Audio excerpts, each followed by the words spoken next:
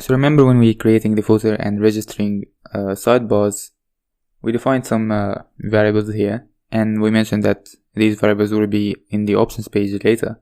So let's do this now. Let's do a couple of options for the footer layout and the footer background. So these variables exist in 3 places. In the info, we have the background, and in the widgets we have the layout and background, and also when we registered the sidebars, we have them here. So let's have these 3 files open, and let's create some new fields in the customizer. So I've added some widgets here in order to see what we are doing. So now let's add some more settings and controls in the footer options. So let's go to the customizer PHP, and let's start by adding the footer background. So let's add a new control or setting to the WP customize class.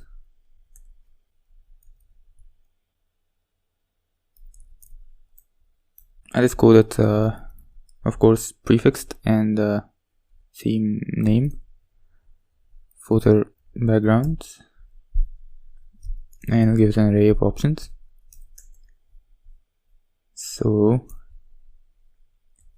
we'll have a default value, and let's default it to dark. And we also have to sanitize. So let's add a function to sanitize. So the this option will be a drop down. It will be either dark or light. So to sanitize that, we can use sanitize text fields, because a drop down will return a text eventually, but we will also need to make sure that this text is either dark or light and not something else. So let's create a custom function, and let's call it of course prefix and sanitize footer background. And let's write this function now. So function, and it receives the input. So we'll define a variable called valid, and it will be an array of valid options. So we have light and we have dark. These are the only valid options. And then we need to check that our input exists in this array. So we will use inArray function, and it takes the input and the array that we will check against, and it can take a third argument, which is a boolean, and if it's true it will check for the value and type. Let's set it to true, and if the value is in the array, we'll return it.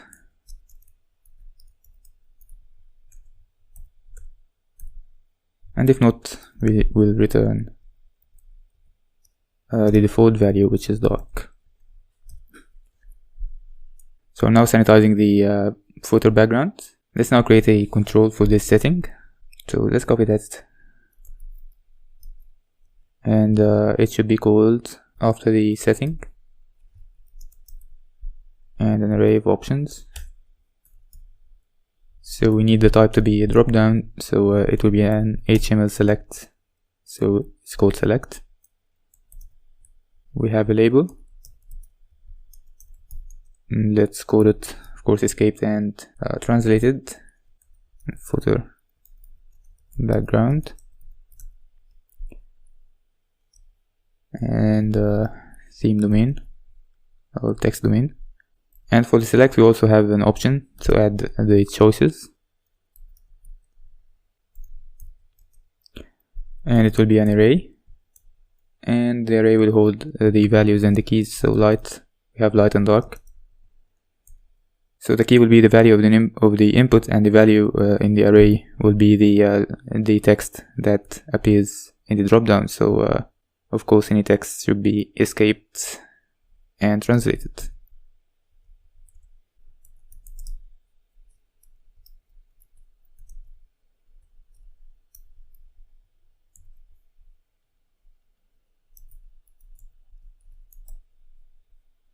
And we need to add this in the footer section, so let's copy the section from the site info control. It will be the same. So let's save now and see. We should now have a drop down in the section, footer section. So let's reload, and here we have it. So let's now change it, and of course nothing will happen because we haven't used it in our templates yet. So let's do that. Let's now go to the places that we need to replace the hard-coded variables with the options. So let's start by the sidebars, and let's replace the hard-coded text by get theme mod, and the name, let's copy it, and the default value, which we chose to be doc. But remember, this is a value from the database, so we need to escape it or sanitize it. So what we can do is we can actually use the same function that we used here. We already defined, so let's do that. And this will ensure that whatever comes from the get theme mod, it will be either the value, if it's a valid value in this array, or the dark, which is the default value. So this should be perfect for sanitization here. So let's copy this, and we'll use the same thing in the other files. So here, and in the info. Just one quick note, if you're submitting this theme to Theme Forest, I'm not sure if they still do that, but from my experience, they will search your theme for echo and then $, and if they find any echo and $, for them that will mean that you're echoing an unescaped variable. So although we sanitized it here and we're just echoing it, sometimes the reviewers there will consider this unescaped. So you can either just add, instead of adding this function here, just add it here directly, or maybe you can just use escape attribute here before echoing. It won't make any difference, but just to avoid rejections for this reason. So I'm not gonna do it now, but I just thought I should tell you. So let's go now to the customizer, and we should now have, alright. Oh, okay, so we defined the function here, and we are using in sidebars.php, and however, in functions.php, we include this file after this file. So we just need to include this file first, so that when you use the function in this file, it will be already defined. And let's refresh now, and let's go to footer options and change this to light, and it changed. But right now it's refreshing the whole website, so let's change that. So let's add post message here, transfoot,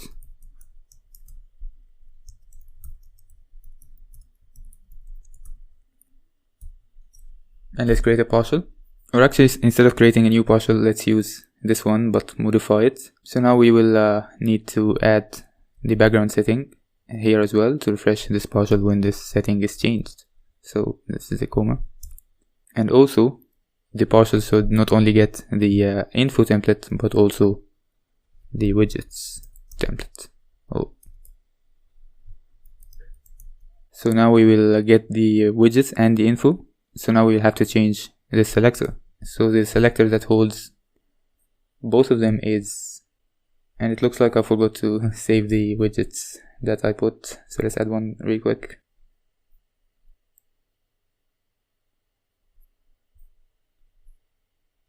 So the div that holds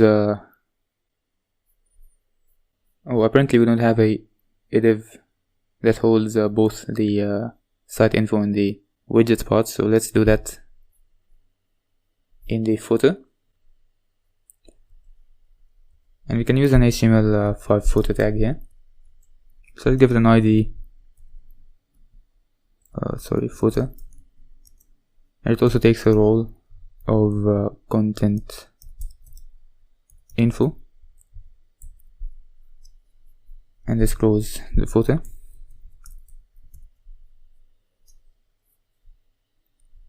And so now we have this footer div, and it holds both the template parts.